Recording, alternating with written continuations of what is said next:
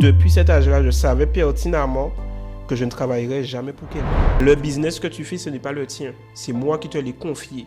Mais à partir du moment où tu estimes que c'est à toi, regarde dans quel état tu finis. Et c'est de là que je te dis que la relation avec Dieu a évolué, puisqu'on n'est plus sur quelque chose de superficiel. Et quand j'ai décidé que j'arrêtais le master, là, tout le monde me dit oui, tu vas plus vite que la musique, que faut pas faire ci, il te reste 2 ans, et j'entends plein de choses dans ma tête. Sauf que là, les gens peuvent me dire ce qu'ils veulent. Tu sais ce que tu veux. Je sais ce que je veux. Wagwan de la famille, on se retrouve sur Hollywood, le podcast pour te rappeler que tu n'es pas seul. Ici, on parle sans filtre, sans masque, on parle vite, on parle foi, on parle vrai. Si tu as des questions, des doutes, ben t'es au bon endroit. Aujourd'hui, on reçoit Lionel. Salut Lionel. Salut Sophonie. Est-ce que tu peux te présenter en 3 mots? Si tu as envie de dépasser, tu peux. Mais ton surnom, Ok. ta date de naissance, l'année de naissance du moins, et ton statut familial. Alors du coup, mon surnom c'est Captain. Ça fait un bon petit moment ça. Parenthèse. Ouais. Comment, hein? Pourquoi? Le contexte, franchement, je sais pas. Je pense que c'est le côté où, le côté leadership, ramener des gens, etc. Ok. Je peux pas donner vraiment le bon contexte, mais c'est un peu ça. Donc tu m'as dit le surnom, Ouais. janvier du coup. L'année. L'année, Ouais. je suis né en 2003. Type. Je suis entre deux. Et c'était quoi l'autre question? Et ton statut familial. Je suis marié. Si tu étais un adjectif, tu serais quoi? Tu me sors des questions là. Si j'étais un adjectif ou maman. Alors là, un adjectif. Donne.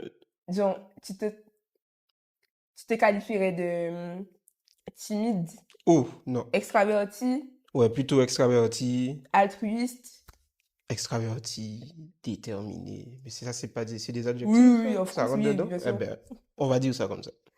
Comment le Lionel de maintenant Mhm. va le Lionel quand il était petit? Qu'est-ce qu'il dirait de lui? Est-ce qu'il dirait de lui turbulent, insupportable?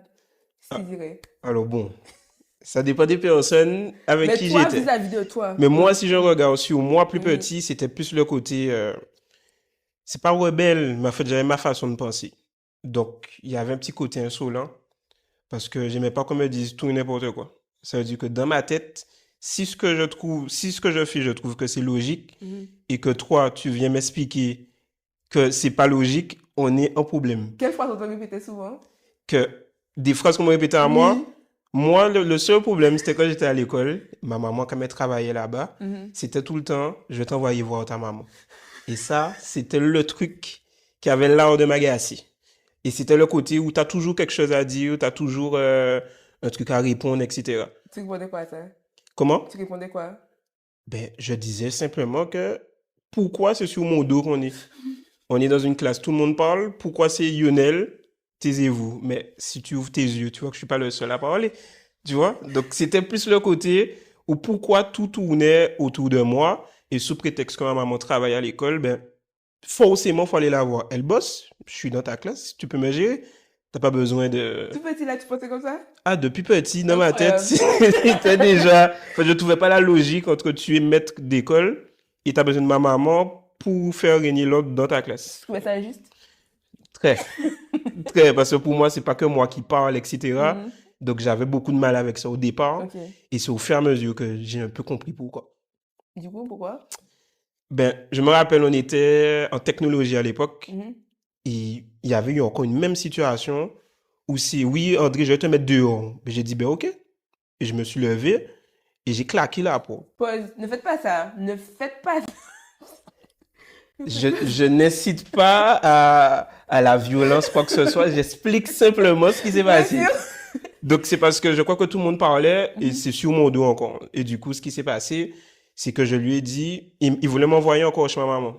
Et je lui ai dit, ok, je vais arriver avant lui. Et c'est pour ça que je me suis levé et je suis parti.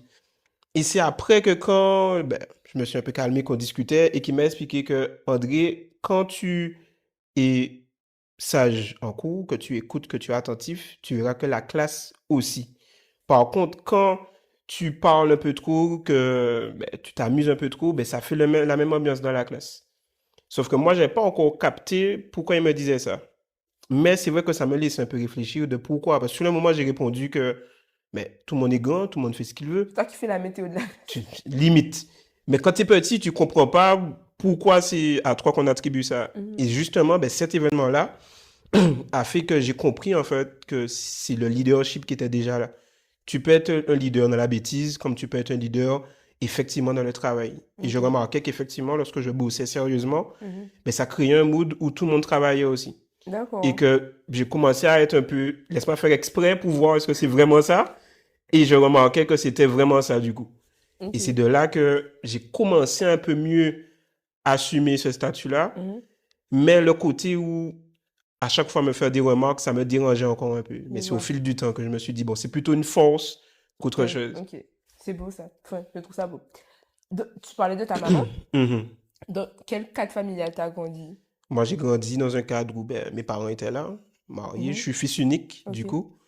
Donc, franchement, ça allait. J'ai une maman qui m'écoute beaucoup.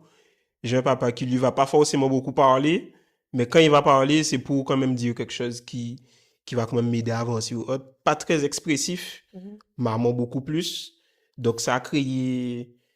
Une sorte d'équilibre un peu. Voilà, une sorte d'équilibre, oui et non, puisque quand tu as une figure paternelle qui n'est pas forcément dans l'émotion pour te dire les choses, etc., et que tu as une maman qui, elle, oui, toi en tant que garçon, tu t'identifies un peu plus à ton papa.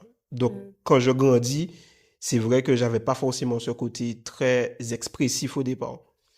Et c'est au fur et à mesure que j'ai su que parler ou exprimer ses émotions en tant que gars, c'est pas un problème. Qu'au contraire, ça te rend beaucoup plus humain. Je comprends. Et à côté, dans ton cadre familial, tu es le fils unique, plus proche de ta maman du coup, d'après ce que je comprends. Vous étiez une famille, comment dire, chrétienne ou pas? Oui, j'ai grandi dans une famille chrétienne. Donc, depuis tout petit, pour m'emmener à l'église, etc. Donc, j'ai connu Dieu ben, depuis vraiment tout petit. D'accord. Et donc, on parle de... J'essaie de remettre... Je reviens Le contexte? Ouais, c'est ça. Ouais.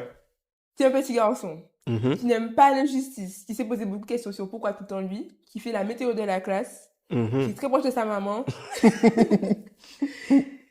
et qui, du coup, ben, va à l'école comme tout le monde. Bon, jusqu'ici, ça va. Est-ce que tu avais des amis? Je comprends que oui, mais je te demande quand même. Est-ce que tu avais des amis? Est-ce que tu étais quelqu'un de très proche des personnes ou tu étais plutôt solitaire? Ah non, moi, j'avais toujours des gens avec moi. Je suis pas très solitaire. Autant j'aime être seul certaines fois, mais le côté où on aime faire du bordel, entre parenthèses. Il faut s'amuser, il faut rigoler. Donc, j'avais ma bande d'amis filles, que ça soit filles, que ça soit garçons. Mais c'était très rare qu'à l'école, tu me vois tout seul. Donc, la majorité des personnes en soi savaient qui était Lionel. Donc, ouais. Gars populaire, chef de bande, Oula, ouf! bandit. Bandit pas trop. Mais, ouais, on me connaissait quand même à Boissard. D'accord. Quel événement marquant tu as eu durant cette période-là, l'adolescence, enfance, si tu en as? Alors là, tu parles toujours à l'école ou Pas après? nécessairement, enfin, peut-être à l'école, mais dans cette période entre 6 à quel âge? 15 ans, par là? Par là, en vrai, maman m'a permis de pouvoir découvrir la lecture très tôt. Donc, vers les 15 ans par là. Et du coup, en lisant des livres, et mon papa aussi, mine de rien, m'a mis directement dans un peu le côté entrepreneuriat. Donc, ça veut dire qu'un jour, il m'a dit, bon, ok, dis l'école là ou pas disponible le vendredi. Sérieux? J'ai pas eu plus d'infos que ça. Je savais juste que j'étais pas disponible le vendredi. Et en fait, très tôt, lui, il avait réunion, une formation au niveau du développement personnel, business, etc. Et moi, j'étais le seul petit de 15 ans à me retrouver avec plein de grandes personnes en train de parler business. À 15 ans? À 15 ans. 15 ans, t'es en troisième? Ouais. Donc, en troisième, je me retrouve là comme ça. Comme je te dis, pas beaucoup d'explications. C'est maintenant je vois l'impact. Mais depuis là, pour me permettre de découvrir autre chose que le système scolaire. Et du coup, ça a vraiment changé ma perception des choses. Puisque j'ai d'un côté ma maman qui me permet de lire. Et je suis tombé sur un livre de Robert Kiyosaki, Père riche, Père pauvre. Donc, pour faire juste un résumé, c'est un jeune garçon qui a grandi avec son père qui, lui, est pauvre, mais il avait un meilleur ami qui, lui, son papa était riche. Donc, c'est deux éducations, deux façons de penser différentes. Donc, quand moi, j'ai fini le livre, j'ai dit à maman, moi, après le bac, je travaille pas.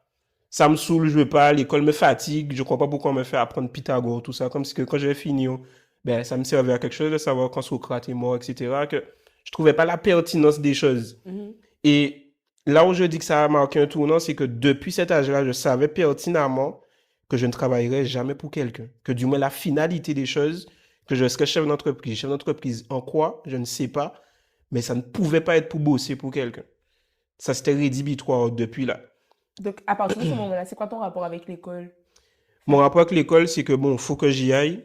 J'y vais. Comme je suis un compétiteur quand même, je me dis, bon, tu vas pas quand même être dernier. OK? Parce que ben, déjà, on te connaît. D'un, ta maman travaille à l'école. Donc, tu peux être un peu insolent, mais si tu es insolent, tu bosses pas en plus, ça fait trop. Donc, l'idée, c'était plutôt que tu sais faire, même si tu n'as pas envie de faire, fais quand même. Donc, on me demandait d'apprendre des trucs. J'ai pas envie d'apprendre. Mais je m'arrangeais quand même pour écouter. Et comme j'ai découvert au fur et à mesure que j'ai une mémoire auditive, j'arrivais à sans forcément prendre de notes, à pouvoir restituer les choses. Wow. Et du coup, j'avais des amies filles qui, elles, prenaient les notes pour moi. Parce que, comme on notait les cahiers à l'époque, Oui. ben, fallait quand même avoir les cours pour ne pas être mal noté. Mais le rapport avec l'école, c'était, bon, il y a une évaluation, mais on voit une évaluation. En fait, aucune pression sur ça. Mais qu'est-ce qu'un garçon de 15 ans décide? Enfin, quelle voie tu décides de prendre? Parce que bon, le système français est fait comme ça. Comment dire, quelle filière tu prends? Quel bac? En fait, à l'époque, on est arrivé au bac où c'était la réforme. Il fallait choisir des spécialités. Ok. Donc, j'ai choisi des spécialités SES, c'est histoire, littérature et philosophie. Pourquoi? Enfin, il y a une raison particulière Parce ou que aucune? j'étais pas bon en maths, j'étais pas Ah, bon en ok. sciences. Donc, par contre, je savais bien m'exprimer, etc. Donc, je me suis dit, bon, autant faire ça. Mais il n'y avait pas de filière en tête, une finalité. Ma finalité, c'était juste, je veux pas bosser pour quelqu'un. Donc, si tu veux pas bosser pour quelqu'un, tu es entrepreneur ou chef d'entreprise. Donc, c'était ça la voie. Comment y arriver, je ne sais pas. Mais en regardant, je savais déjà que c'est sûr que je ne peux pas me retrouver en CDI. Ça m'a jamais intéressé. Alors, du coup, on arrive Mhm. à ton bac? Ouais, j'ai mon bac, mention bien en plus. Dingue. Sans forcément forcer plus que ça. Mémoire auditive, le gars, on va de notes. Ok, bravo. Ensuite, tu arrives à ce stade-là. Ben, du coup, il faut choisir. Parce que tu vas pas rester chez papa et maman. Enfin, on s'entend. Il faut que tu deviennes entrepreneur. Qu'est-ce que tu fais? Ben, quand je finis le bac, comme je t'ai dit, j'ai dit à maman que moi, ça m'intéresse pas l'école, etc. Et du coup, elle me dit, oui, yo, ok, tu veux pas travailler pour quelqu'un, mais dans l'état, tu veux pas rester à la maison à ne rien faire non plus. Je lui dis, oui, ok, mais en fait, pour le moment, je sais pas forcément quoi faire. Et du coup, mes parents ont une amie qui a un centre de formation. Donc, du coup, ben, l'IUTS. Coucou l'IUTS.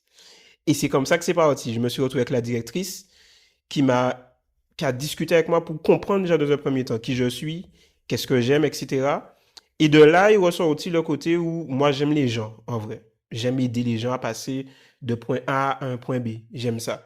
Par exemple, à l'école, j'ai toujours été délégué de sixième jusqu'à terminale. J'ai toujours été délégué. Parce que j'aime ce côté où, allons-y. Et du coup, elle m'a dit, ben, toi, dans la vente, ça peut être quelque chose de plutôt pas mal. Et comme j'avais déjà lu des livres sur ce sujet-là, elle m'a présenté 2 BTS, NDRC et MCO, donc négociation, digitalisation, relations clients et management commercial opérationnel. Elle m'a dit que mon profil correspond plus à MCO. Et je lui ai dit, bon, dans tous les cas, comme je ne sais pas forcément quoi faire, allons. Mais ce qui a fait la différence, c'est parce qu'il y avait de l'alternance derrière. Donc, un côté entreprise et un côté ben, théorique, donc académique. Si c'était pas ça, je pense que je serais ressorti de la réunion en disant, ah, moi, je sais toujours pas quoi faire. Mais là, ça a été déterminant. Et c'est comme ça que je me suis retrouvé, du coup, à faire un BTS et à découvrir qu'en vrai, la vente au-delà de le livre, c'est vraiment quelque chose de pas mal. Ok, super. Je voudrais juste revenir, enfin, pas revenir, mais c'est pour essayer de comprendre ton état d'esprit. Tu te voyais comment, en te disant, je vais devenir entrepreneur à 15 ans là? Comment tu imaginais une vie de Lionel dans, je sais pas moi, dans, j'ai mis 10 ans. 10 ans? 10 ans, ça fait 25 ans. Est-ce que ça passe pour toi? Oui, ça va. 10 ans, ok. Comment tu te visualisais, genre, dans 10 ans? Est-ce que si tu te visualisais? Ben moi, à l'époque, dans ma tête, comme je disais, c'était pas pour bosser pour quelqu'un. Ça veut dire que je me lève. Je savais qu'il y aurait eu quelque chose d'accompagnement. Parce qu'en même temps que j'ai découvert le business, j'ai découvert aussi David Laroche, qui est un très grand coach francophone.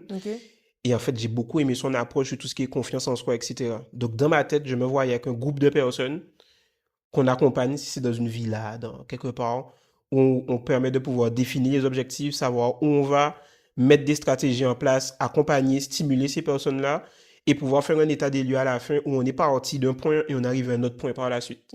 Donc moi, dans 10 ans, je me voyais avec mon business de coaching, de formation, où justement, j'allais permettre à d'autres de pouvoir être formés sur ce que je sais faire pour pouvoir le dupliquer à d'autres personnes, commencer déjà en Guadeloupe avec les personnes qu'il y a déjà et s'étendre au fur et à mesure. Mais comme c'était pas encore assez clair, que j'avais pas encore les compétences non plus pour, ça fait que c'était pas encore vraiment tangible. Mais dans ma tête, il y a une série Suits, je sais pas si tu connais, et bien ça, moi je me voyais déjà dans les gros appartements là, où tu as les grandes baies vitrées, où tu bosses, etc. Moi, ma vision, elle était là. Donc, c'est pour ça que le CDI était exclu, puisque pour moi, un CDI, c'est que tu bosses pour les rêves de quelqu'un d'autre. Et au fur et à mesure, en fait, tu es en train d'exclure les tiens pour faire plaisir à quelqu'un. Et comme tu as une pression économique sur toi, qu'il te faut de l'argent, il te faut ci, il te faut ça, je crache pas sur le salariat parce qu'on a besoin de personnes comme ça. Mais dans ma vision... Ça ne te correspondait pas? Voilà, et j'ai un problème avec les ordres. J'aime pas qu'on me donne des ordres. Ça m'agace. Je comprends pas d'où tu sors pour me dire à moi... Voici, il faut que tu fasses ça. En fait, j'aime pas le côté autoritaire où tu me montres que tu as un statut que moi je n'ai pas, donc tu me dis quoi faire. J'aime pas ça. Tu peux me dire quoi faire dans une relation de collaboration, mais quand c'est pour me montrer que c'est vous qui vous, quoi, ça passe pas. Ça passe pas. Ok, donc ce premier emploi en alternance, comment ça se passe pour toi? Ben, en fait, c'est super au départ, et justement, comme tu poses la question, comme on est en alternance, il fallait trouver une entreprise. Donc, c'est là que je découvre tout ce qui est CV, lettre de motivation, etc. Donc, j'ai 18 ans déjà à l'époque. Et de là, ben, je commence à me dire, bon, ben, où tu veux travailler? Parce que je ne me voyais pas être au McDo ou encore être caissier quelque part. Je crache pas sur ces métiers-là. C'est juste que dans ma vision, je ne vais pas choisir quelque chose par dépit. C'est que pour moi, on n'a qu'une seule vie, un peu mûrie du jour au lendemain. Autant faire des choses que tu aimes, que tu apprécies. Tu n'avais pas dans ta tête de contraintes? C'est-à-dire? En te disant, par exemple, pour atteindre un objectif, il me faut par exemple beaucoup d'argent, peut-être pour aller dans une grande école. Tu vois, dans l'idée, parce que dans ma vision, en tout cas personnelle, quand on m'a dit je vais devenir un grand chef d'entreprise, j'avais dit, mais il faut l'argent. il faut aller dans une grande école, faire HEC, moi je sais pas, tu vois. Donc, est-ce que tu vois ces barrières-là ou en À vrai... l'époque, non, puisque tout ce qui est HEC, etc., rime avec études, donc rime avec école. Donc pour moi, et quand je lis les livres, que je regarde les vidéos de d'autres entrepreneurs, ils n'ont pas fait ça. Ils n'ont pas fait tout ça de choses. Donc dans ma tête, tu peux réussir à passer à un autre niveau sans forcément suivre le cursus classique. Donc ces contraintes-là ne sont pas venues directement. D'accord. Donc au départ, comme tu me posais la question, tout ce qui est CV, etc. Et j'avais quand même des critères, puisque je ne voulais pas aller n'importe où. Et si un jour, on va pour acheter, je crois qu'on est aux Abîmes, tout maman m'amène pour ouvrir mon compte. Bon, ok, parce que tu as 18 ans, ils te font un compte. Et de là, elle me dit, ah ben tiens, profite pour pouvoir déposer ton CV et ta lettre de motivation. Je lui dis, oui, mais maman, là, je veux juste ouvrir mon compte. Elle me dit, mais on ne sait jamais. Tu vois, que tu sais pas qu'est-ce que Dieu peut faire. C'est ça. Donc moi, qui suis un peu têtu, mais pas trop, je prends les documents parce qu'on avait déjà imprimé. Et je me dis, bon, maman m'a dit de faire ça. J'y vais sans grande conviction, mais pourquoi pas. Et de là, ben, j'ai eu mon rendez-vous. Donc du coup, un monsieur me reçoit. On discute, etc. Il me pose des questions sur mon cursus un peu scolaire et tout. Et je profite pour lui dire justement que je suis à la recherche d'une alternance. Et que du coup, j'ai mon CV, ma lettre de motivation. Est-ce que c'est possible de leur donner? Mais il me dit déjà depuis le départ que eux, ils recherchent que des licences. Niveau licence, et moi, je suis au bac.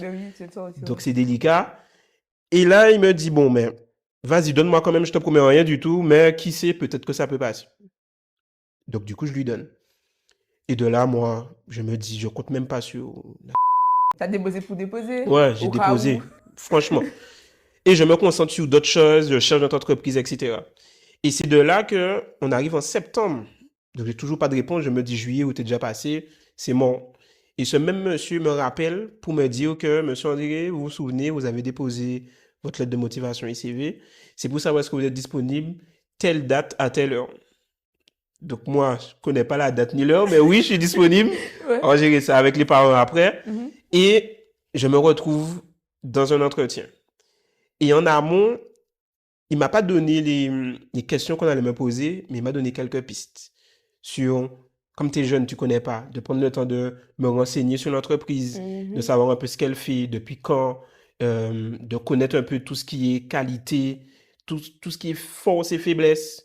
Tu vois, les petites questions comme ça qu'on pose en entretien que je ne connaissais pas nécessairement. Mais comme j'étais déjà dans le développement personnel depuis les 15 ans, donc en fait, je connaissais déjà un peu mes forces et mes qualités. Donc, ce qui fait qu'avec ce qu'il m'a donné comme information, plus ce que j'avais déjà engagé dans le temps, quand je suis arrivé dans l'entretien, je suis arrivé en mode peace. Il faut aller en entretien. Je vois qu'il y a déjà 2 personnes avant moi, 2 filles avant moi, beaucoup plus grandes que moi. Et je me retrouve face à 3 personnes. Mais j'ai pas de pression particulière parce que dans ma tête, je me dis, bon, si c'est pour que j'aille là, ben, Dieu va ouvrir les portes. Si c'est pas là, ça sera autre part. Donc, je profite de ça Mhm. pour te demander Attends. Là, j'ai... 18-19 ans? Ouais, là, j'ai Ok. déjà 18 ans. À 18 ans, comment Dieu, tu l'inclus en fait dans ce parcours-là? Parce que je vois que ta maman, quand même, enfin pas insiste, mais de manière naturelle, te dit, mais si Dieu veut, ça va passer. Et toi, soit ton rapport avec lui? Moi, mon rapport avec Dieu à l'époque, je dirais pas conflictuel, mais je dis pas suffisamment tangible. C'est que tu entends les grands te raconter leur expérience. Oui. Ils ont été malades, que Dieu les a guéris, Oui. qui cherchent un travail, que Dieu leur a donné un Oui. travail. Quand tu as 18 ans, ça fait pas sens pour toi. Donc, le rapport avec Dieu, c'est que bon, on m'a dit qu'il faut prier, ben je prie. T'attendais quelque chose de lui ou pas? Enfin, t'attendais à avoir une relation comme les grands ou pas? Ben en fait, j'avais un petit côté où je me disais, j'aurais bien aimé vivre ce que j'entends, tu vois. Ouais. Mais un côté où est-ce que je comptais vraiment sur lui à ce moment-là, c'était plutôt comme maman, bon, si Dieu veut. Ça va passer. Mais j'étais pas dans une démarche de prière et de jeûne pour trouver une Et entreprise. tu savais que tu allais trouver une entreprise ou pas? Dans ma tête, je C'était sais que si Dieu m'a permis Mhm. d'aller en BTS, c'est pas pour que je me retrouve sans entreprise. T'avais quand même une assez bonne confiance en lui. Mais j'avais plus confiance en mes parents qui avaient confiance en lui. Tu faisais, avec ta foi, dépendait de la foi même de tes parents. Voilà, c'est que la transmission qu'ils m'ont donnée Ouais. faisait que j'étais serein sur le fait que j'allais trouver. Et que dans Ok. tous les cas, pour moi, c'est une passerelle pour être chef d'entreprise. Donc, en fait, je ne comprends pas comment je n'avais pas trouvé. Oui. Mais j'avais pas de pression sur ça du Ok. tout. Super, donc on revient du coup à Ouais. l'entretien. Donc, j'arrive à l'entretien, je suis pas stressé. C'est vrai que c'est la première fois que je me retrouve face à 3 personnes. Et je remarque que les questions qu'ils me posent, c'est exactement les questions sur lesquelles j'ai bossé. Et moi, je suis quelqu'un de très transparent. Donc, je ne cherche pas à me surévaluer ou me sous-estimer. Je te dis les choses comme je les pense. Donc, à l'époque, par exemple, on me demande quelles sont mes qualités et défauts. Je savais qu'avant, j'étais très impulsif. Donc, j'ai parlé de mon impulsivité. Que ça peut arriver que, en fonction des situations, que je réagisse un peu trop à chaud, etc. Chose qui, techniquement, on te dira d'éviter de dire dans un entretien, puisque ça peut te pénaliser. Et à contrario, je disais que mes points forts, ben moi, j'aime les gens, que j'aime discuter avec les gens, fonctionner avec eux et tout. Et à cet entretien-là, on m'a dit, oui, mais monsieur André, justement, si vous êtes impulsif et que vous tombez face à un client qui, lui, est déjà assez virulent ou énervé, etc., qu'est-ce que vous faites? Donc moi, dans ma réflexion du moment, j'ai expliqué que je vais faire de mon mieux puisque le client, lui, il a peut-être pas un problème avec moi directement, mais il cherche une solution. Donc mon but, ça va être de pouvoir l'aider à en trouver une. Et que si ça, c'est trop fort pour moi, mais de faire appel à un supérieur. Donc ça a été ma réponse du moment. Et en fait, là, je sors de l'entretien, je ne sais pas si ça va passer, si ça passe pas. Mais je me dis, bon, je vais pas trop mal parler. Sans regret, quoi. Oh, sans regret, en mode tranquille. Je savais quand même que niveau vestimentaire et tout, je venais avec une chemise bien habillée, etc. Comme si j'allais à l'église. Hein. Parce que tu viens à la banque. Pour moi, la banque, c'est... Quand tu regardes les banquiers, Forcément. voilà, ils sont pas en jean sandales, quoi. Et du coup, quand je finis, je pars. Et quelques temps après, on me rappelle. Et je me rends compte que, waouh, le monsieur chez qui j'avais été de base, pour ouvrir mon compte, ils sont ouverts le samedi et fermés le lundi. Et moi, là où j'ai passé l'entretien, ils sont fermés le samedi et ouverts le lundi. Pourquoi tu fais cette précision-là? Parce que comme je suis adventiste, du coup, et que moi, c'est non négociable. Ça veut dire que si je devais bosser le samedi, c'est mort. Donc là, je me dis, pour Seigneur, le monsieur avec qui le feeling s'est bien passé, c'est au réseau. Et là, Seigneur, je me retrouve dans une posture où, en vrai, si on me dit oui, qu'est-ce que je fais? Puisque je ne sais pas qui est qui sous le moment, donc quelle issue qu'il y a dans tout ça. Et du coup, on m'appelle pour me dire que c'est bon, que Aidé. j'ai été accepté. Ok. Donc moi, j'entends accepter, mais moi, je veux savoir si c'est réseau ou si c'est grand camp. Et c'est là qu'il me dit que j'ai été accepté, que justement, lors de l'entretien, il y avait une dame, et que ben, du coup, tu seras normalement à l'agence de grand camp. Et c'est là que, dans ma tête, je me dis, OK, Dieu est grand, parce que le feeling passe avec le monsieur du réseau, mais me permet de pouvoir rentrer quand même dans une autre agence, et de là, ben, tout a démarré. Donc, les jours convenaient? Les jours convenaient, puisque effectivement, le samedi, c'était fermé, Sans demande, hein? sans D'abord, demande, rien ok. du tout. J'ai pas eu l'occasion de parler de ça, quoi que ce soit. Ok. Et Dieu a ouvert la porte, je me suis dit, bon, ben, que c'était sa volonté pour le coup. Et comment se passe du coup cette première expérience? Dans sa globalité, là, Mhm. c'est 2 ans BTS. C'est ça? 2 ans le Ok. BTS. Donc, ces 2 ans-là, comment ils se passent? Donc au départ, on est sur un rythme d'école et d'entreprise. Mhm. Donc ça me convient au départ. Donc je découvre le monde professionnel. Où déjà, quand j'arrive le premier jour, on me met au plot. Le plot, c'est un peu quand tu arrives dans une banque, tu as quelqu'un qui te reçoit à l'accueil. Mhm. Et du coup, j'ai pas eu de formation ou quoi que ce soit. On me met au plot, on me dit, bon, les codes, c'est ci, c'est ça. Si quelqu'un te demande pour ci, pour ça, ben, tu dis ça. Et le but, c'est que les gens ne restent pas plus de 5 minutes avec toi, parce que les gens s'impatientent, etc. Si tu as besoin de moi, il y a une caméra juste là, je vois un peu ce que tu fais appel à mon aide. Boum, parti. Fini. Je me retrouve face à une file de au moins 5-6 personnes, et c'est action-réaction. Donc de là, je me dis, ok, ça commence déjà à envoyer. Donc, on est sur un bon petit début. Ok. Et de là, ben, je commence à recevoir un peu les gens, à poser des questions. Quand je ne sais pas quelque chose, j'aime pas faire semblant de connaître, donc je demande. Et au fur et à mesure, on me dit, ben, tiens, prends un cahier pour pouvoir noter les différents codes, etc. Et comme ça, je démarre. La première année, pour moi, ça se passe bien, puisque j'ai une bonne relation avec les clients. Je prends plaisir justement à discuter avec eux, à échanger. Je fais un peu, comment te dire, j'ai mon bureau et j'ai le plot. Donc, je gère un peu les deux en même temps. Ok. Donc, je peux accueillir quelqu'un dans mon bureau ou recevoir directement au plot. Donc, je commence un peu à être à l'aise avec ça. J'ai des bons retours. J'ai des clients qui, limite, quand ils viennent, si je ne suis pas là, ils préfèrent revenir sur les jours où je suis là Ah ouais, pour pouvoir traiter avec moi. Donc, j'avais quand même une très bonne relation avec eux. Donc, dans ma tête, en fait, tout se passe bien. tu faisais aussi la météo. Non, là, pas trop. C'est plus le côté relationnel, le côté Ok. où, en fait, moi, quand j'ai quelqu'un en face de moi, en fait, ça m'intéresse vraiment de savoir qui tu es, qu'est-ce que tu veux et comment je peux t'aider. Ok. Et comme je suis vrai avec toi, donc je vais rigoler, c'est comme ça que je suis. Donc, de nature même, ça crée un lien de confiance avec les personnes. Donc, pour moi, je passe quand même une année plutôt cool, quoi. Oui. Sauf que on arrive à, j'oublie le terme, mais c'est un peu l'entretien annuel, Mhm. où on va faire le point sur L'année qui s'est écoulée. l'année qui s'est écoulée. Donc, j'ai démarré en octobre 2021 et je crois que le point arrive peut-être vers mai-juin, par là, il me semble. Donc, déjà sur les premiers mois. Et du coup, j'arrive dans le bureau de la directrice et tout. Et la première question qu'elle me pose, c'est comment je vais. Donc, je lui réponds naturellement que ça va. Et elle me dit, ben, comment je me suis intégré dans l'entreprise, est-ce que je me sens bien au niveau de mes performances et tout. Je dis que jusque-là, je trouve que ça va, qu'avec les clients, ça se passe super bien, que je prends plaisir à faire ce que je fais, que pour moi, on est OK. Et du coup, elle me dit, bon, t'es sûr, il n'y a rien d'autre? Comment? Moi, je lui dis que non, ça va. Madame, je suis parfait, je suis parfait. Quand même pas parfait, mais en fait, je ne voyais pas de problème, si tu veux. Oui. Et du coup, elle me dit, OK. Et là, elle tourne l'écran. Donc, ça montre un peu les différentes ventes que tu fais sur la période. Ok. Et Attends, on revient. Ça fait combien de mois? Ça fait un an, là, tout rond, quoi. je t'ai dit mai-juin, mais je pense que c'est un peu plus tard. On est après les vacances, il me semble. Donc, disons qu'on est sur du 10-12 mois. 10, 12, ok. Donc, quasiment un an après. Ok. Et là, elle me montre les chiffres. Je vois déjà que son visage change. Je me dis, oui, ça va être chaud. Ouais. Et de là, elle m'explique en gros, je te fais un gros topo, que en soi, j'ai fait 60 ventes sur l'année. Ce qui est exécrable. Parce qu'il faut comprendre que le but, c'est que tu tournes en moyenne sur du 20 ventes par semaine. Tu viens d'arriver. Enfin, bon, D'accord? ça, c'est mes commentaires. Donc, Continue. normalement, tu es censé Oui. pouvoir tourner un peu plus que ça. 60 ventes à l'année, c'est même pas l'équivalent de 1-2 ventes par semaine.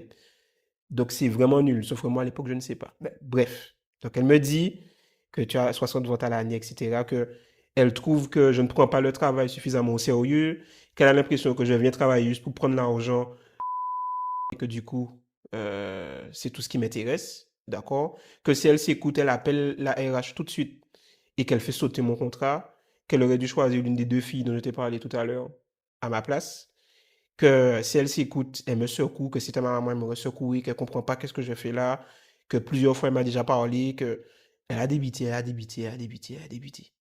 Et du coup, moi, je suis assis, je parle pas, je la regarde, mais en même temps, autant ma relation avec Dieu n'était pas vraiment super poussée, autant 3 jours avant, il y a mon bon frère Kinsley, du coup, on discute ensemble puisque ben, lui, il a un peu la même mentalité d'entrepreneuriat et tout.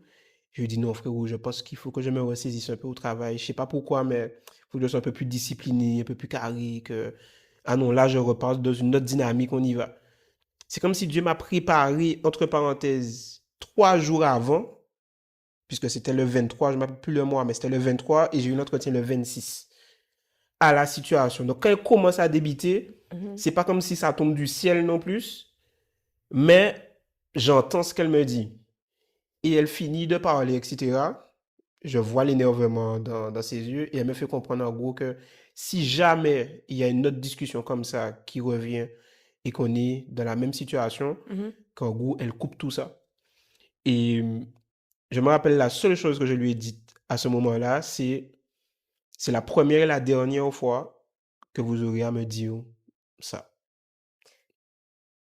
J'ai plein de questions qui fusent, mais la première, c'est quelqu'un qui, comme toi, qui est en mode je veux juste être chef d'entreprise, j'aime pas les autres. La dame me taille, hein. Là, c'était... te parle comme si c'était son petit. Qu'est-ce qui se passe au fond? Enfin, t'es préparé, mais à quel point en fait? Mais en fait, tu es jamais vraiment préparé. Ouais. C'est comme si tu as quelqu'un qui est malade, on te dit que cette personne-là peut décéder. Entre le fait qu'on te le dise et quand la personne décède, c'est pas la même chose. Ouais. Donc, quand ça arrive, moi, pour te donner l'image, c'est vraiment comme si j'ai l'impression de prendre des balles sur le moment. Mais comme où j'assisais devant Mouna, ben, tu écoutes. Et moi, j'avais ce sentiment de, wow, en fait, ton année peut sauter là. Et tu as l'impression un peu que, c'est pas que ton rêve s'évapore, mais que tu es en train de merder, entre parenthèses. Et comme je t'ai dit, je me suis levé, je lui ai dit, c'est la première et la dernière fois qu'elle aura à me dire ça. Et je suis parti. Et du coup, là, pendant tout le trajet, je parle pas. Ma tête est en train de se rappeler ce qu'elle est en train de me dire.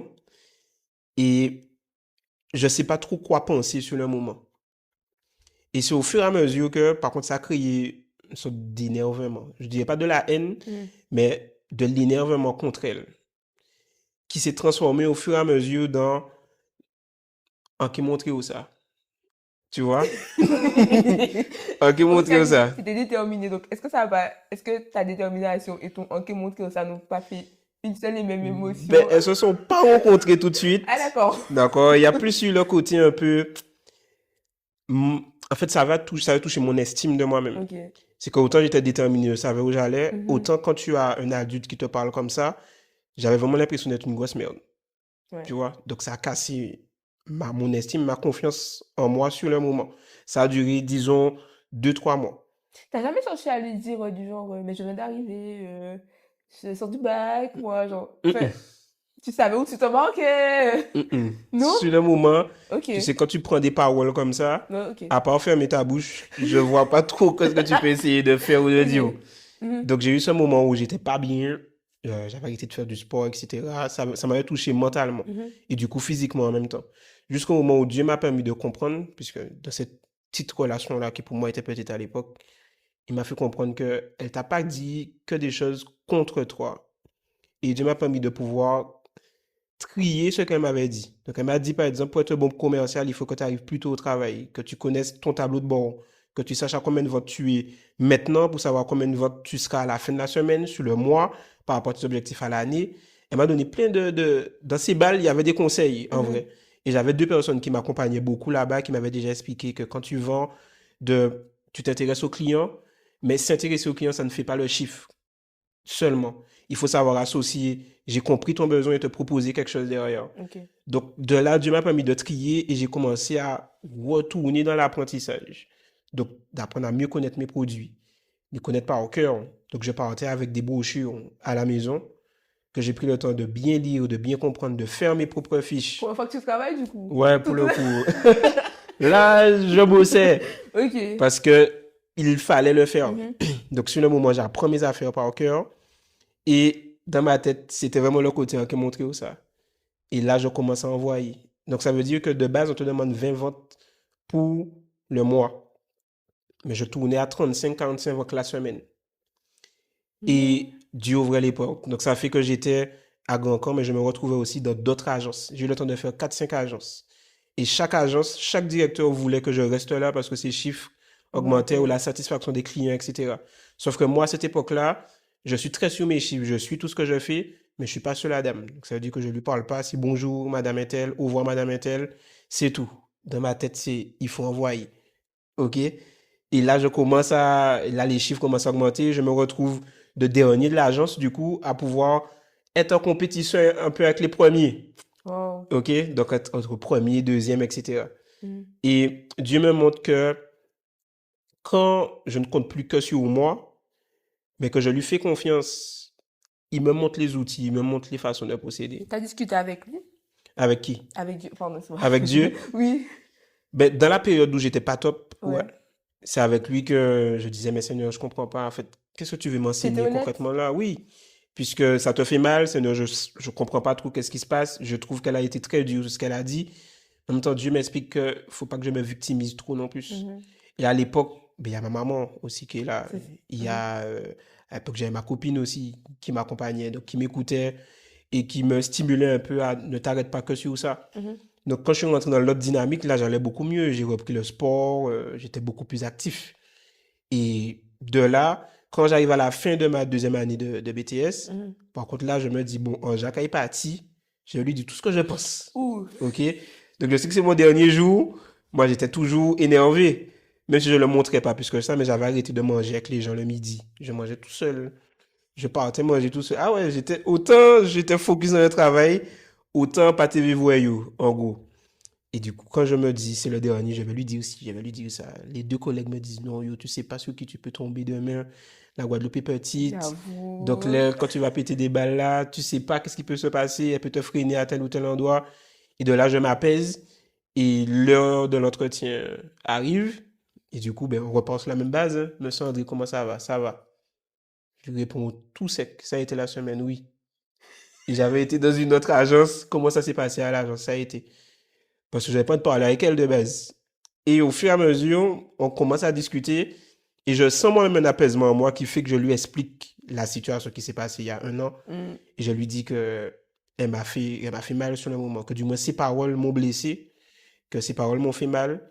Et que si je m'écoutais, que même ce que je lui dis là, je ne l'aurais pas fait. Mais que ça m'a quand même aidé à grandir, ça m'a aidé à évoluer, que je suis devenu beaucoup plus carré dans ce que je fais et que ça, j'apprécie ça. Elle s'est excusée parce qu'elle a reconnu qu'elle avait tenu des propos durs, mais elle m'a expliqué que, écoute, yo, je ne peux pas te féliciter si tu fais 40 ventes, quelque chose comme ça, parce que tu vas te reposer sur tes lauriers. Si tu fais 60, 70, ok, mais vu que tu étais déjà dans un état d'esprit de tu forçais pas trop et que tu n'avais pas l'impression que c'était plus pour te secouer et te faire comprendre que tu peux faire plus, mais qu'elle reconnaît qu'elle a été maladroite sur le moment, mais qu'elle est contente parce qu'elle m'a vu arriver en tant que garçon et que je repars en tant qu'homme. Et de là, ben, en fait, ça te casse un peu. Tu comprends que c'est pas contre toi en tant qu'humain Mhm. qu'elle a un problème, mais grâce à elle, ça m'a permis de découvrir un peu le côté où tu es bon, mais tu peux être excellent. Mais pour faire la passerelle, il faut que tu bosses beaucoup plus. Quel dire? Non, c'est vrai, c'est extraordinaire parce que, en fait, tu aurais pu. Parce que quand tu me parles d'impulsivité, moi j'étais dit, franchement, elle parle comme ça, je dis, ben, ok, mais rentre chez toi. Enfin, genre, tu vois, enfin, je te laisse là, nos relations s'arrêtent, tu vois. Uh-huh. Mais t'es passé dans une autre dynamique, même ton énervement, en fait, hein. T'es passé dans une autre dynamique où tu t'es juste dit en mode, ben, je vais juste faire plus et tu vois, on va voir Kiki, Ouais. tu vois. C'est pas venu comme ça tout de Oui, suite, je vois. mais en finalité, ouais. Et au final, enfin, quel comment tu te vois par rapport à ça? Quand tu prends du recul par rapport à la situation, qu'est-ce que tu te dis? Moi, ce que je me dis par rapport Mhm. à tout ça, je me dis heureusement. Ok. Parce que aujourd'hui, de par mon travail, aujourd'hui, j'accompagne des entrepreneurs qui débutent à pouvoir. Concrètement, t'es quoi? Ben, aujourd'hui, Mhm. si c'est pour donner quelques mots, en Mhm. soi, je suis formateur Ok. et je manage une équipe de personnes à pouvoir développer leurs revenus dans tout ce qui est bien-être et santé. Mhm. Donc, ce qui fait qu'aujourd'hui, je suis passé de simple conseiller à manager, à formateur. Mais j'aurais pas pu être là où je suis maintenant si j'avais pas eu la rigueur et l'exigence que j'ai eu à l'époque. Parce que ma supérieure aujourd'hui, elle est beaucoup plus dure que celle du BTS. Ah ouais. Donc, en gros, ce qui se passe, c'est que aujourd'hui, je suis indépendant. Mhm. Mais dans la structure du business, il y a des personnes qui sont là, qui ont beaucoup plus d'expérience que toi. Donc, OK, c'est mon temps, c'est mon énergie, je fais ce que je veux, Mhm. mais je suis quand même accompagné par plus grand. Et elle, elle est beaucoup plus carrée et structurée. Donc, en fait, si je n'étais pas passé par là, je n'aurais pas pu être bon dans ce que je fais aujourd'hui non plus. Mais je J'avoue. me dis tant mieux. Tant mieux au final, parce que ça m'a montré un peu le côté où il faut être préparé à tout. Il y a un chanteur qui dit le monde est méchant. Le chanteur ne ment pas. D'accord? Le monde n'est pas gentil. Tes sentiments, tes émotions sur le moment, entre parenthèses, on s'en fout un peu. Puisque tu as un devoir de résultat. Tu viens dans mon travail, je te paye. Il est où le rendement? Mhm.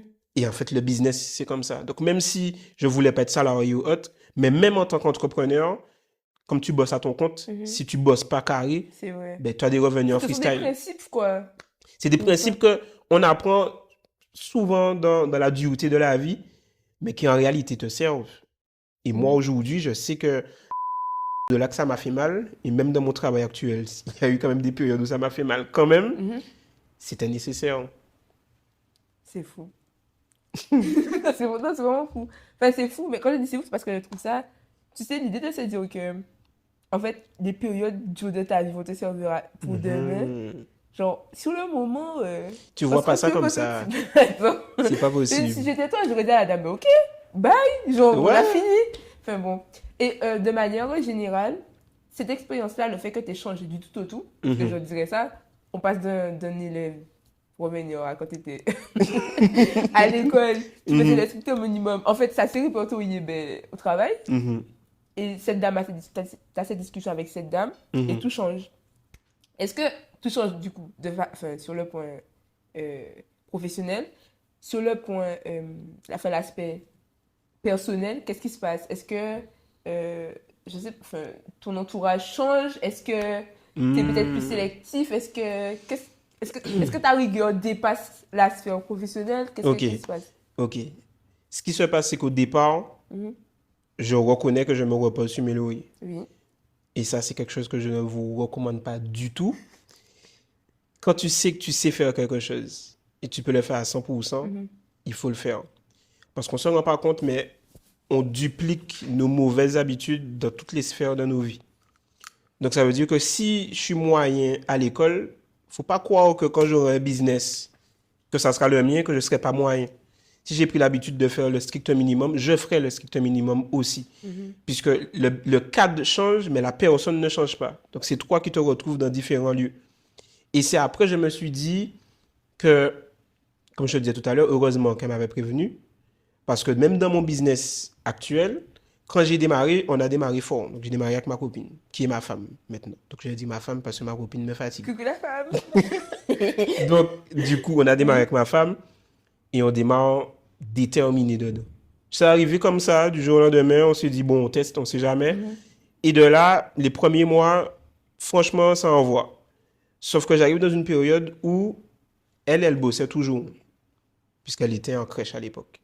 Et moi, j'avais déjà arrêté tout ce qui était école. Mhm. Et je me retrouve à être moins bon qu'au début. Donc les chiffres diminuent un peu. Et là, ça me rappelle les anciens souvenirs de la fameuse discussion avec la directrice, où du coup, Elle a marqué ta vie, ouais, cette... ça m'a marqué C'est fou. toujours positivement. Oui, Mais oui. à ce moment-là, Mhm. j'avais l'impression d'entendre à nouveau le côté où, regarde, tu dupliques la même chose encore dans le même business, que tu vas encore te retrouver dans une situation où tu vas mettre peut-être ta relation même en problème. ton business en problème, les gens avec qui tu travailles en problème aussi. Et il y a un tout qui commence à jouer dans ma tête. Et je me sens plus vraiment légitime de faire ce que je fais. Parce que je vois d'autres qui sont moins bons que moi à faire, selon moi, qui sont moins bons que moi à faire plus que moi. Et j'arrive pas à faire plus. Et donc, je suis très dans ma tête en mode je suis pas bon, que dans quelle phase je suis là même. Parce qu'à l'époque, je m'identifiais à mes performances. Si je fais tant de ventes, je suis bon. Par contre, si je fais moins, je suis mauvais. Il n'y avait pas de juste milieu. Et je me retrouve, moi qui aime appeler les gens, aller en rendez-vous, rencontrer d'autres personnes, discuter, tout ça, à esquiver ces choses-là. Donc, quand je suis amené à faire du phoning, donc appeler pour fixer des rendez-vous, je trouve toujours une excuse pour ne pas le faire. Quand il faut aller en rendez-vous, du coup, il y a toujours un problème. Je fuis tous ces trucs-là. Et du coup, je me dis, mais qu'est-ce qui se passe? Je vois que je suis en train de descendre. Forcément. Je suis en train de descendre. Et si un jour Dieu m'explique, parce que Dieu est toujours là, et même plus qu'au départ, que c'est pas plus tu vas essayer d'esquiver quelque chose, que cette chose-là va disparaître dans ta vie. T'expliques ça? C'est pas... Je le ressens d'une façon où je vois les personnes que je dois appeler et que j'entends dans ma tête, prends la feuille. Ok. Tu vois? Okay. J'entends dans ma tête, prends la feuille. Mais moi, j'esquive la feuille. Donc, ça veut dire que la feuille est dans la chambre. Moi, je suis dans le salon. Tu comprends? Je suis pas avec la feuille. Parce que j'ai pas envie d'appeler. Mais tu sens ce truc en toi qui te fait comprendre que c'est le moment. Et ce qui se passe, c'est que je suis la voix et je finis par appeler. Mais j'appelle toujours avec la peur parce que là, je suis plus concentré sur la valeur que je vais apporter aux gens puisque nous, on aide vraiment les gens dans leur quotidien au niveau de la santé. Là, je suis vraiment du côté, j'espère qu'elle va acheter. Donc, tu as une énergie de manque, un besoin. Parce que comme ça fait depuis longtemps que je ne vends pas, j'espère que celle-là, ça va le faire.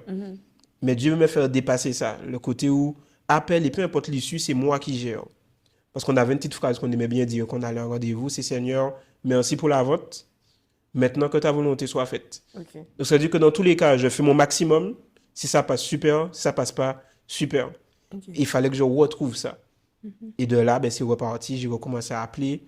J'ai été dans le rendez-vous. Mine de rien, la personne a acheté. Et de fil en aiguille, j'ai retrouvé du peps, comme on dit. Et Dieu m'a montré à ce moment-là que le business que tu fais, ce n'est pas le tien. C'est moi qui te l'ai confié. Mais à partir du moment où tu estimes que c'est à toi, regarde dans quel état tu finis. Tu vois? Et c'est de là que je te dis que la relation avec Dieu a évolué, puisqu'on n'est plus sur quelque chose de superficiel où je prie, Seigneur, bénis-moi, pour que je passe une bonne nuit, amen. Tu es en train de prier pour que, Seigneur, j'ai des projets, je sens que tu m'appelles à faire certaines choses. J'ai pas envie de dire, rends-moi capable, mais permets-moi de pouvoir être en mouvement. Et quand je serai en mouvement, que tu puisses me diriger sur là où je vais, ce que je dois faire ou ce que je ne dois pas faire. Ok. Est-ce que le Dieu que tu rêvais d'avoir, enfin, la relation avec Dieu que tu rêvais d'avoir quand tu étais petit, celle que les grands avaient, est-ce qu'au final tu es arrivé à ce stade ou est-ce que... Comment tu te sens par rapport à ça? Moi, je dirais que la relation avec Dieu en soi, c'est quelque chose qui évolue au fil du temps, au fil des événements et des circonstances. Mais là où j'ai vraiment rencontré un nouveau Dieu, je me rappelle, c'était justement dans mon année de BTS. Il y a une période où, honnêtement, je me suis retrouvé à aller en mouvement. Donc, tout ce qui est boîte, all-in, toutes ces choses-là. Parce que mouvement. Voilà, c'est pour expliquer. J'étais pas en mouvement, j'étais en mouvement. Donc, tu sais que tu dois pas aller là.